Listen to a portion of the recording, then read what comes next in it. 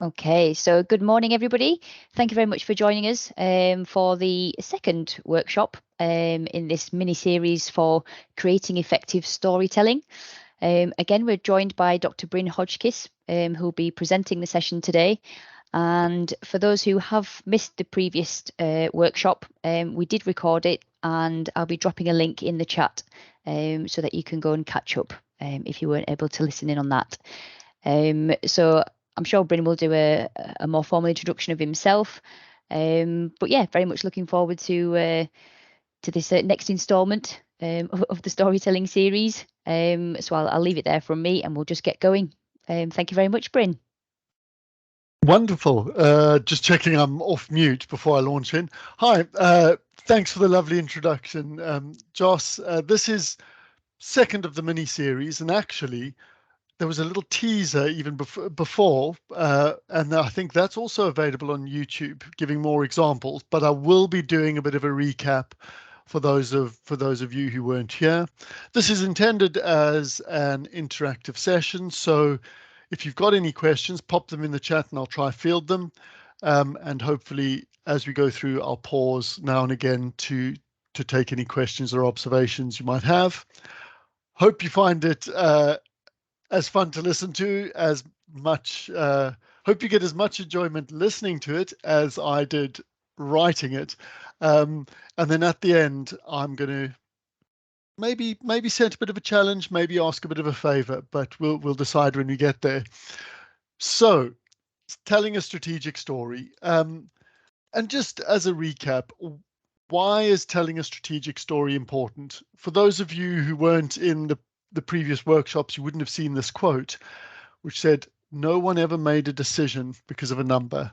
They need a story." Now, that comes from a Nobel Prize laureate. You might have read Daniel Kahneman's work on fast and slow thinking, but it's certainly something that I found in my sort of studies in psychology, and definitely now when I started to work on large scale change, I found it more and more true that I could give people all the facts and figures in the world, but in the absence of a compelling narrative and a compelling story, the change that I was wanting to make simply wasn't happening. So, what have we covered so far in the mini series? So we've had a background on the psychology of stories. So how do stories work psychologically to affect how our brains work, affect how our perceptions work, and why are they so powerful? There was a little bit of in the teaser, the sort of the first session, there was examples of how stories have been used in digital projects and in change initiatives. I'm going to expand on those a little bit later in this talk. And then tools for finding stories and a guide for structuring stories. Now, this bit I'm going to recap a little bit more on, and because telling a strategic story requires that you build on the previous steps. You use the tools for finding compelling stories. You use the tools for structuring. And so by the end of this session, you're going to have a recap, and then you're going to have learned the role of story and strategy, some approaches for using stories in strategies, and then we're going to see how we bring it all together to tell a strategic story. And then that last bit is helping each other with a bit of a shared problem that we're gonna come across as storytellers in the strategic space or in the change space. So finding stories, whistle stop tour. How do you find stories? Now, very often people will, one of the complaints I found while doing these workshops, and it's worth me saying I do deliver these workshops privately, but I'm not getting paid for delivering this because I work for the NHS. So I felt it was more right to do it free, but I thought I should say, because I've been filling out my business interest forms. So there's no financial benefit for me for these, but the finding stories, there's people have often said when I'm delivering the workshops, they go, well, I don't know any good stories. Where do I find them?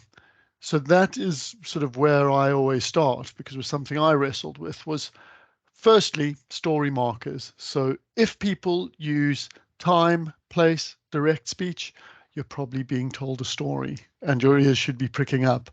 So when people say, when I was studying and I spoke with loads of serial murderers in prison, I'm about to launch into a story, and you can notice, but you could share it as you go about your jobs in change.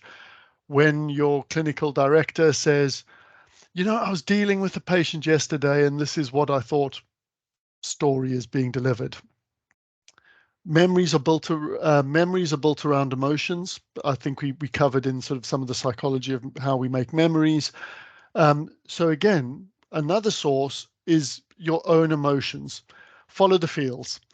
So when there's a big emotion, there's a story wrapped around it and there's a memory wrapped around it. So you can mine your own experience or the experience of other people. And you can ask people, tell me about a time when you felt really upset in your work or really inspired. And then thirdly, nuclear events. So nuclear events are those big events either globally, for example, COVID, or those big events within an organization, for example, a critical incident, the trauma of bringing in new IT. I say that in jest, but I know it can be really traumatic. Those nuclear events also are a powerful source of stories. But then the question, of course, that people then follow up with is like, well, now that I've got this nub of a story, how do I structure it? How do I make sense of it? And we ran through in the last workshop 3 structures. I won't run through them in detail, but all of them just gives us a simple framework that we can use to put our experience into a structure that makes it easier to communicate. If you've got more time, you can use the Pixar structure, like if you're doing a presentation. If you got somewhere in between, if you've got no time at all, I'd use always the turning point. That's quite a simple, easy structure to use. The reason I haven't gone, the reason I've just kept it simple with a few light hints is my main aim is to try and give you tools that are, you can understand them easily and you can pick them up easily. So I'm not going to overload you with all the many, many storytelling frameworks that one could use. However, as your practice develops, if you want to explore different frameworks and if you want to explore different approaches, do. It is a broad church and everyone is welcome. So, having done that recap, let's think about what does strategy mean? When I was working in the police, I realized that what strategy often meant was the boring thing that I can't be bothered doing. So, Bryn, can you do it, or can I get a change manager to do it? The dictionary definition for strategy is any process whereby you are planning longer term. Now, that's a bit that does what it says on the tin, but it's a little bit mundane. What I like is the definition that I put on the slide is strategy is more about the what and the why. So why are we doing this? What are we doing and why are we doing this? Whereas plans are more about the who, the how, and the when. So in telling a strategic story, what you're aiming to do is make clear the what and the why. Now, indeed, Joe, or what not to do. Now, this there's a funny thing about meaning. Does anyone know? Pop it in the chat or unmute yourself. What constellation is that?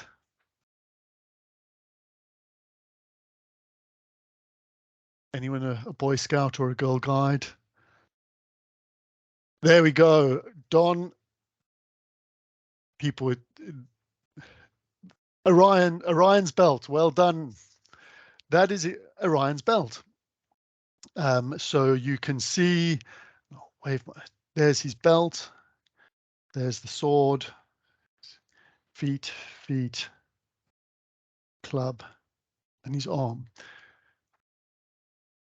But the San Bushmen from South Africa, where I'm originally from, they don't call that Orion's belt. Instead, it's they tell a story about the hunter. So the hunter, I think that's a constellation. I think that star's called Aldebaran. I might be wrong. The hunter went out hunting, and he saw 3 nice fat buck standing over there. He threw his spear, went beyond it. The problem is now, just nearby, there was a lion watching him. And now he's too scared to move to go retrieve his spear because of that lion watching. And so he waits there because he can't go home because his wife is going to be so angry that he has left his spear out in the veldt and hasn't got it. And that is why he sits there. So, and I tell that story to make the point that something that we think very similarly often around our memories or the meaning of change. We've given those stars a certain meaning. So when we look up in the sky, we see Orion. But someone brought up in the sand culture, when they look up, they're going to see a hunter, 3 fat deer, and a lion. So, and I guess why I use that as an analogy is while often events, big traumatic events, things that are going to happen might appear fixed, it's the meaning. Yeah. What about I don't know. The Sand Bushman didn't explain about the feet. But the meaning that people apply to those stars is completely different. So what a change means to you might be very different from what it means to me. And even if it seems apparent that, oh, of course, this long-term planning, this long-term strategy means X, we all know that change is often fraught with sort of chaos and ambivalence and conflicting meanings. And as sort of leaders of change, what we often have to do is um, change the meaning in the change and turn some of that chaos into clarity. And that for me is the role of storytelling in strategy. Is the storytelling helps manage the change and helps better create the why and the what, so you can better lead the change.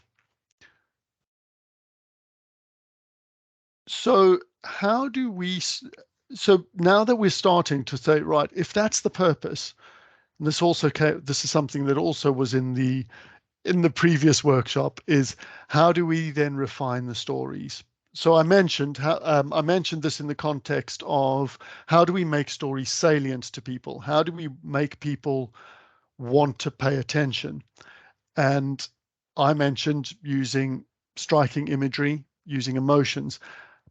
But it's that last one that very much in terms of strategic change is a really good hint, is this is what is telling people why to listen. So you have to explicitly in the story tell people this is why you need to listen to this narrative I'm about to tell. Because as I mentioned when I first spoke about how we used it in digital programs, we could be telling people this is why your team exists as a portfolio. We could be saying as a project or a program, this is why we are here and why we are working on what we are working. Or even this could be just about in an individual meeting, using stories to increase engagement and to increase the influence that you might be bringing to the place, the influence that you might be, wielding in that meeting.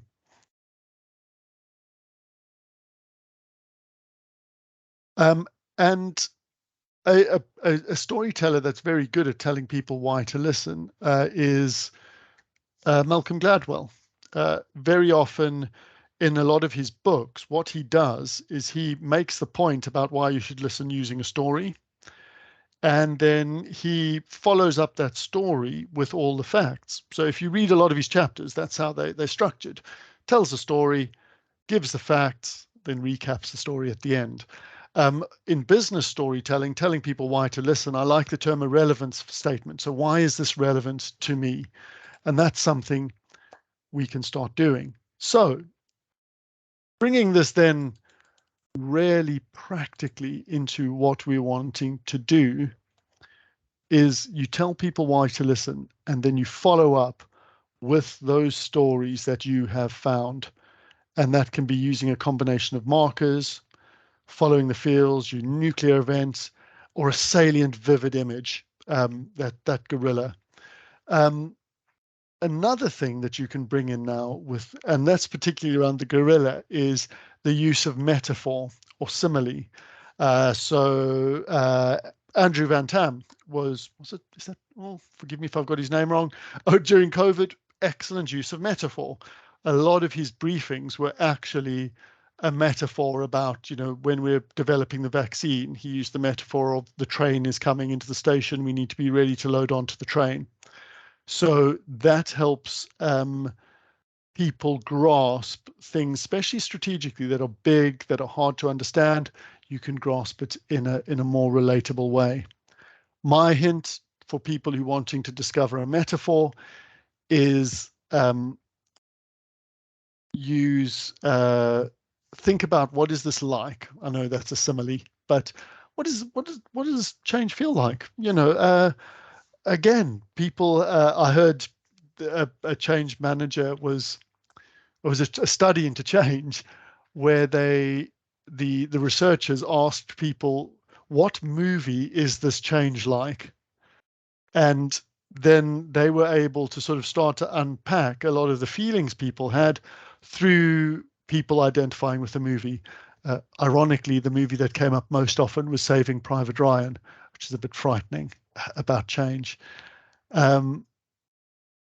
So once you've constructed the stories, you can put them in a change of cause and effect, and you can overlay them. You tell people why to listen. You use your stories, you overlay a structure, and then you do the Malcolm Gladwell thing of you then tie the story into a follow-up action. I'm going to pause there because I've galloped through. Are there any sort of thoughts or clarifications at that moment? Because I feel like I've galloped through a lot of material very quickly.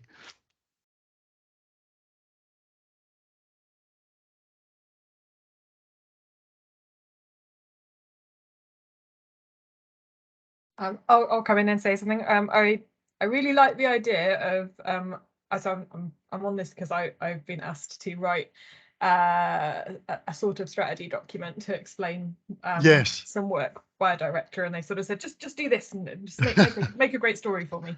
Okay. I really like the idea of saying to them, tell me what movie it's like. If this issue was a movie, what would it be? And I think that's quite a different question to ask someone to, what are you trying to say here? Because if they knew what they were trying to say, they probably wouldn't be asking me to write the slides. So I really like that as a technique. I'm going to try that. Thanks. Oh no, wonderful. I'm glad it's helpful. Because funny enough, I will promise I'll come on to examples, but one of them is telling the story, the strategic story of your portfolio. So again, I got a very similar task, and the in I used to the same thing was I used a metaphor as my sort of way to leave it open. I was like, so why does our program exist? What do we exist to do? And we were thinking, actually, in a lot of the digital things, we exist to be a safety net for in our metaphor, safety net to hospitals. So we, as the digital team, we're trying to divert demand away from the front door of a hospital and help people manage that demand. And then growing on that metaphor to say, okay, who does this net connect together? What does this net catch? And that just gave me a way to start to work through why we exist in kind of a way that engaged the reader. Let me have a look at, sorry, the questions.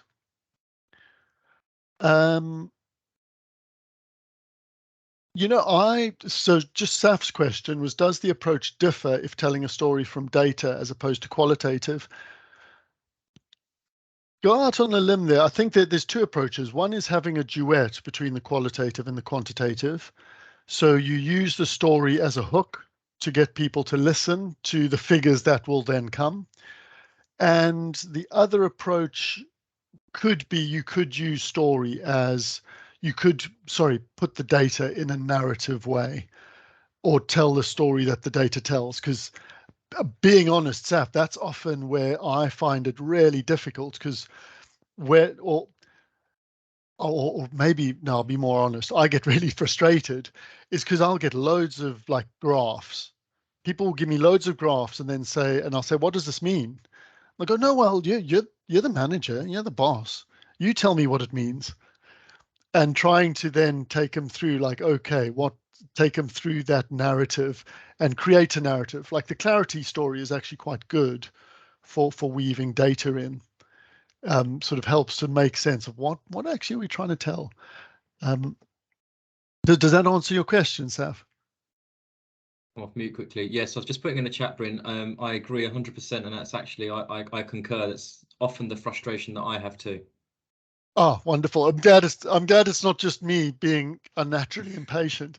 And to Jordan's question, yeah, I think storytelling can be a platform to promote transparency. I think it also, as you know, one reason I like it is you can also communicate vulnerability, and that helps you then build links with the people that you are working with in a more sort of build it on a human level. VJ, I saw your hand went up and it went down. Do you want to ask a question? Yeah, no, it was just the point you were making. And oh, wonderful. We use a lot of data, so I always kind of say behind each statistic is an individual. And then that leads you into the story, doesn't it, about that individual's experience or whatever it may be, whatever context.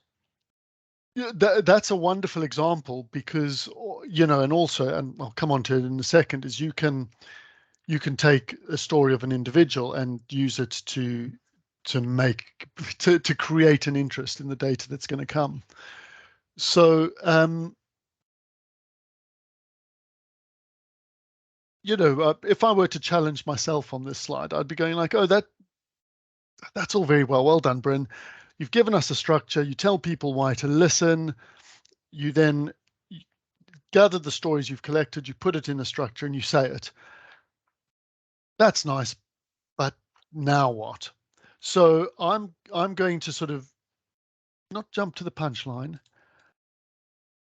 but what I'm going to suggest, and this is the bit where it'll be great to get people's help, is part of what we need to be doing is creating a community that we can sharpen, practice, and refine our storytelling with.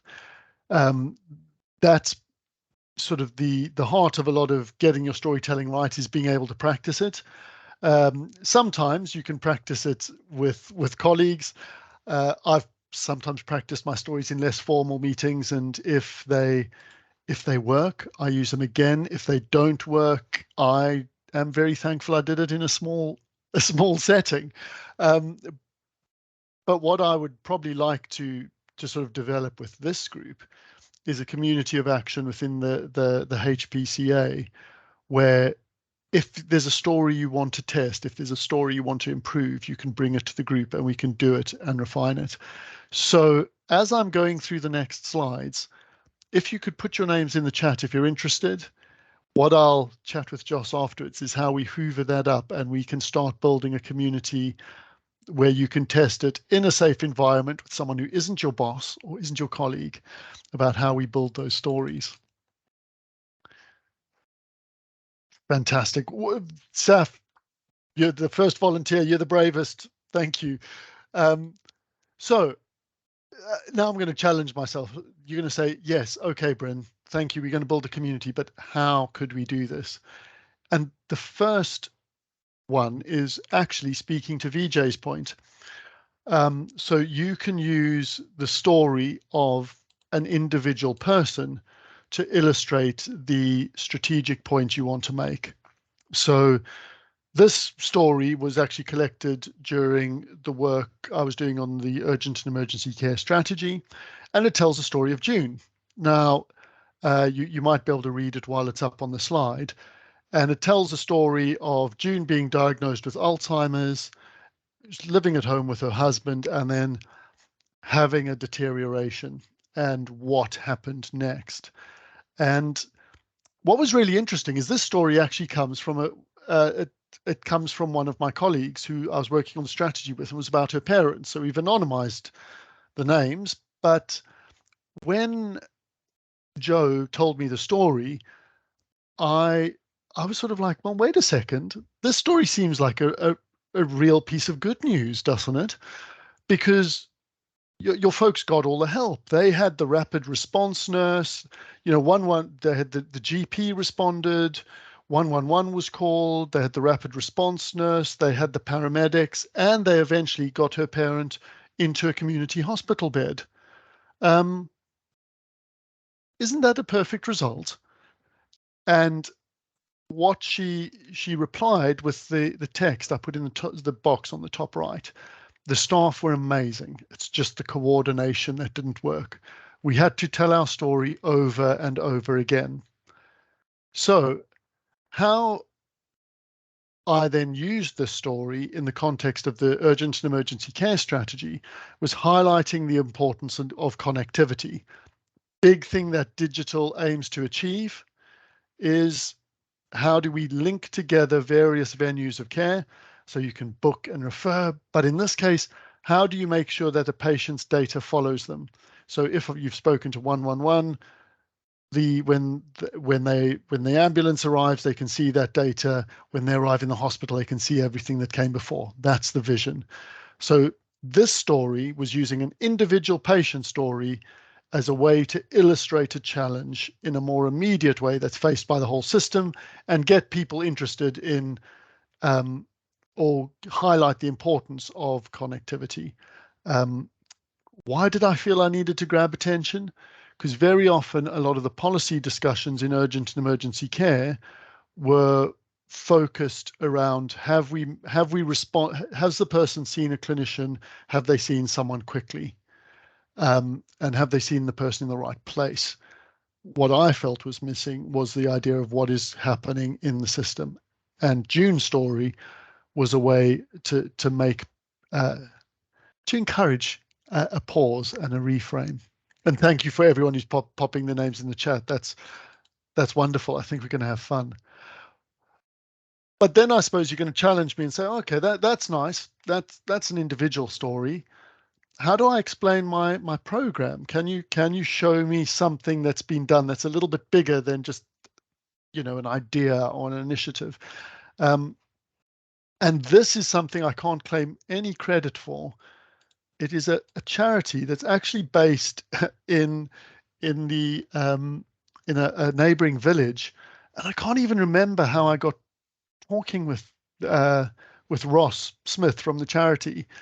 And he's actually by trade, he fits kitchens, but he felt over lockdown we're not doing enough around suicide in men, so he got a suicide bus, and that went around telling people stories and gathering sort of a community around it. And then that spread into five-a-side chess and using chess as a way to connect with people, because while you're playing games, you will be more likely to chat. And that's now expanded itself into prisons. And we were talking about stories, and that but he did a lot. He did this off his own bat. I can take no credit. But I thought it was a wonderful way of explaining why your program exists using quotes. So on the orange page on the left-hand side, you just have quotes from, you have a quote from a prisoner, you have a quote from a governor of a prison, and you've got a quote from the chief inspector of prisons saying, why this is relevant to them. And I thought, actually, what a cool way to just say, actually, very concisely, this is why this initiative is important. And then they segued into, and on the right-hand side, almost a little bit of a how-to story, because they had a comment about from a chap called Russell. Sorry, and I should go back a step. What they're trying to establish is in each prison, they're going to not just hand out chess kits, but there's someone that's called a wingman. That wingman then coordinates the chess playing community in that prison, really, and is somebody that the prisoners can go for help and advice and support. What I really liked with Russell and with Adrian's story is those were two different wingmen saying how they had used chess in their own setting and what they thought their five-a-side chess was all about. And I thought it was a very simple way of highlighting the fact that actually not one approach is right. You can use different approaches and it's told in their own words. So it has that authenticity and immediacy. And then right at the bottom, can help prisons meet the HMIP inspections. I quite like the fact that they popped that on the end, because as I was reading through it, I was saying, well, this sounds all nice, but if I was running a prison, why should I pay attention? And just popping that little quote in there. So again, a lovely way to, in 2 pages, tell me why I should care about the Wingman program in prisons. Why does it help prisoners? Why does it help governors? Why does it help you meet your governance requirements? And I wish I could find an as simple and elegant a way to explain some of my digital programs, but challenge accepted. And I'll probably test it with the people who put in the chat, their names in the chat. So I've done that. So now you're going to obviously, okay, can you think even bigger? And Bryn, could you tell me, how have you applied some of the ideas you introduced earlier about different stories, finding stories, structuring stories? Can you give us an example where you've drawn all of that together to tell a bigger still story? Now, a story that is bigger still. Sorry, my language is failing me. And that's my next example. So for this, actually, before I launch into the example, any further questions or observations on using an individual story or on using a collection of stories?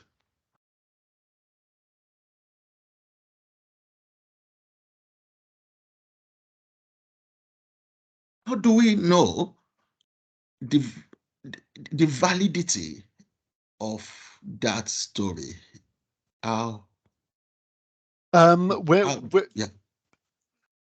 When you say validity, Yemi, are you thinking, how do we know that it's true? Yeah, that is not just subjective.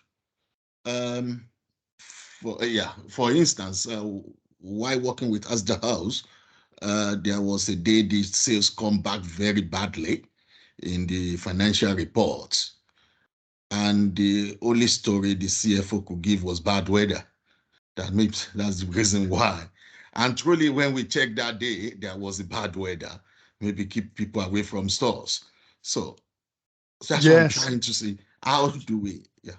I would say so. So what you're saying is that, yeah, does the story actually reflect reality? And yes, and I would say in many cases we need to accept that any story we tell would possibly only tell one facet of that reality and one aspect of the full reality. So for example, using your Asda example, if the gent, he's blamed just the weather, and you're thinking, well, actually, it might be the weather, it might be supply chain problems, it might be poor store layout. All of those things could have played an influence.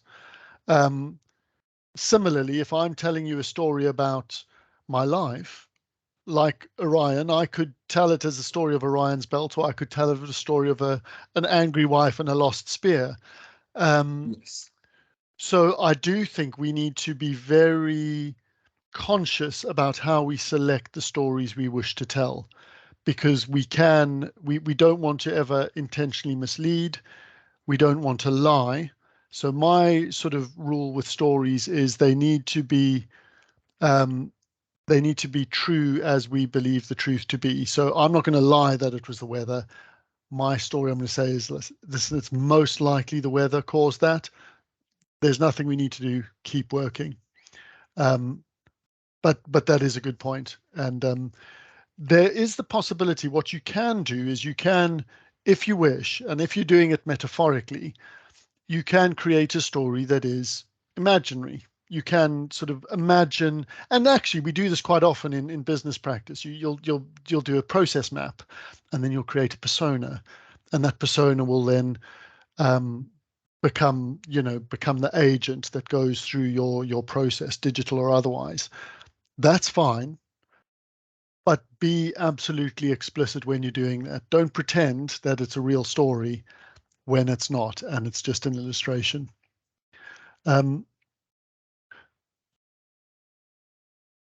Yeah, so Bev, I think Beverly, I think that is a good point you make in the chat. Is you could, in June's perspective, you could tell something, you could then switch perspective and tell more about the different parts that June experienced. For June, the overwhelming, distressing bit was being asked the same information over and over again. Particularly what came out is being asked about do not resuscitate orders. And because June was suffering from dementia, June didn't understand even why the people were in the room, much less why they kept asking these things. What was and again, the reason we used that emotional element was for people to go, well, you've delivered clinically excellent care and the staff were fantastic. This isn't about dissing anyone who spoke with June. This is just showing that the system isn't fitting together as well as it could. But you could spin out with all different aspects there. And thanks for the link, VJ. I don't think I've seen that, so I will definitely give that a look afterwards. And I would encourage explicitly actually seek out multiple stories. Be distrustful if there's only one overpowering narrative about one event or thing, because the NHS is an extremely diverse organization. I found joining the NHS recently, I said it was quite tribal. And I don't mean tribal as in terms of ethnic or social groups. I mean it in terms of career groups.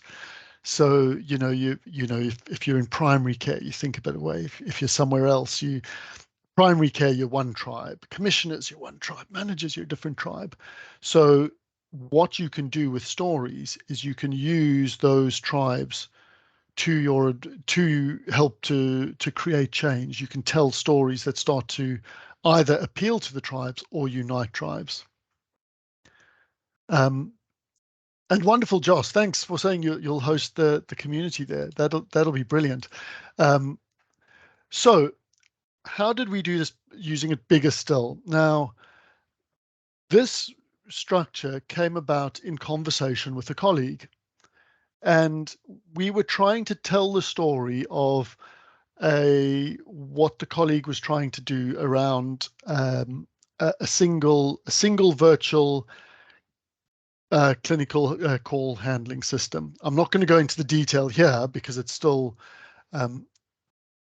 it's in very early sort of discussions. So, but what we then did is we first picked out the various. We found the stories using sort of story flags. We followed the fields. What were the important events for you in trying to get this change program to work? And then we moved on to telling people why to listen. So why exactly are we doing this work? Because so often in change, it's actually not as obvious as we like to think it is. And what came out really strong is why are we doing this work? This is about equity of access. This is about making sure that everyone across England has a similar experience.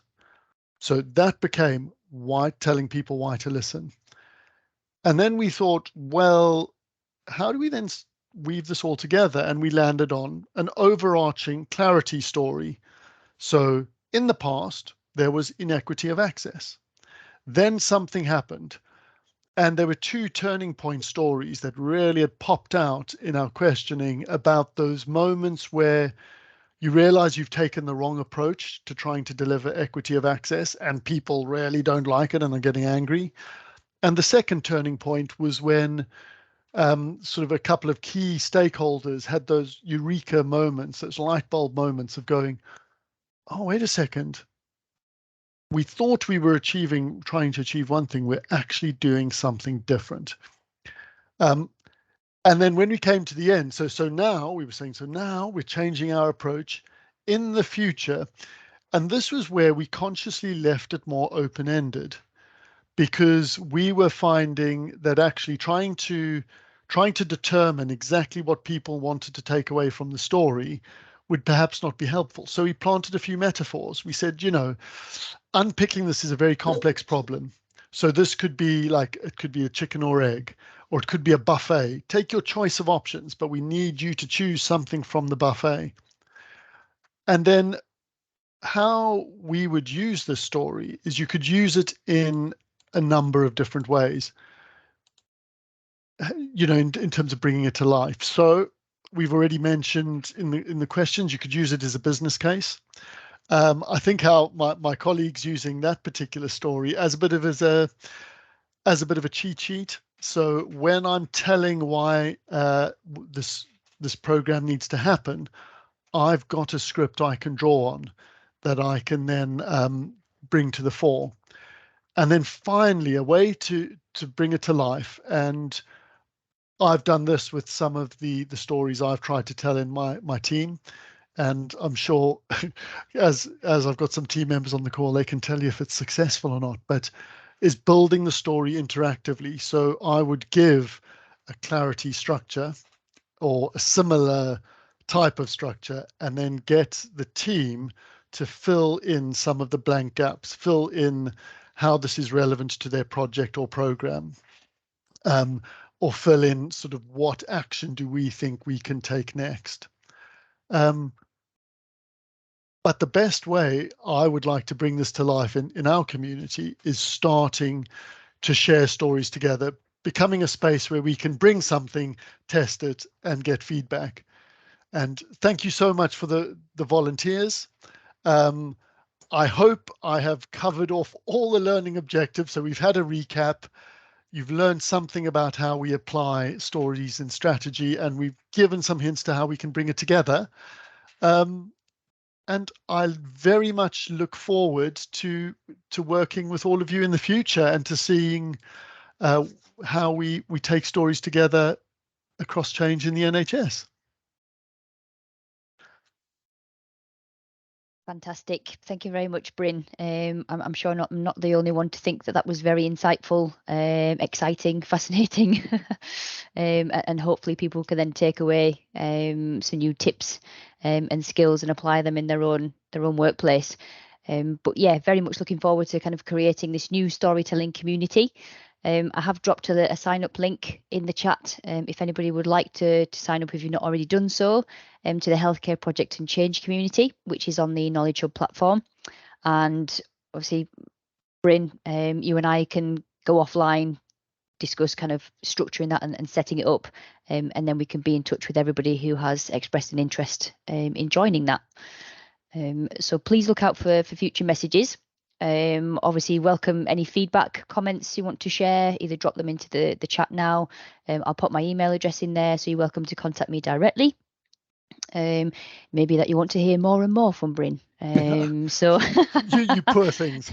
And the recording will come out, and please do steal with pride. If something's useful, steal it. Just do acknowledge where you got it from, because that'll be helpful too. But thank you. I'm really glad you enjoyed it. Lovely. Thank you very much, everybody, for joining. And hopefully we'll catch up again soon. And as Elaine asked, no, it was my wife who chose it. But weirdly, it's the same shirt that's on my LinkedIn profile. But I do own other shirts. Thank you, everybody. Bye-bye. Bye.